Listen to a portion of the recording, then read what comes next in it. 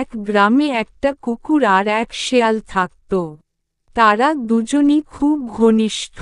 একদিন তাদের হাতে একটি বড় রুটি এলো। এখন সমস্যা হলো, রুটি কিভাবে সমানভাবে ভাগ করা যায়? দুজনেরই লোভ ছিল সমান। একজন বলল, আমি বড় ভাগ চাই। অন্যজন বলল, না, আমারই বেশি পাওয়া উচিত। এভাবে তর্ক বাড়তেই থাকল। তখন হঠাৎ এক চতুর বিড়াল সেখানে এসে হাজির হল। সে বলল, আরে, তোমরা কেন ঝগড়া করছ? আমি তো খুব বুদ্ধিমান। রুটি আমি তোমাদের মধ্যে সমান করে ভাগ করে দেব। কুকুর আর শেয়াল খুশি হল।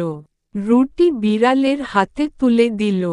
বিড়াল রুটিটা দুই টুকরো করে কেটে নিল। কিন্তু এক টুকরো একটু বড় হয়ে গেল। বিড়াল বলল, আহা, এই টুকরোটা বড় হয়েছে। সমান করতে হলে একটু খেয়ে দিতে হবে।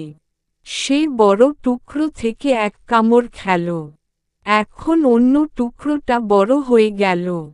আবার বলল, এই দিকটা আবার বেশি, একটু খেয়ে কমিয়ে দিই। এভাবে বিড়াল একবার এক দিক থেকে, আবার অন্য দিক থেকে কামড়াতে লাগল। দুজন বন্ধু তাকিয়ে দেখল, রুটি ক্রমে ছোট হতে হতে একেবারেই শেষ হয়ে গেল। তখন বিড়াল হেসে বলল, দেখো, এবার রুটি সমান হয়ে গেল এবং গায়েব হয়ে গেল। দুজন বন্ধু আফসোস করে বলল, আহা, লোভ আর ঝগড়ার কারণে আমরা কিছুই পেলাম না।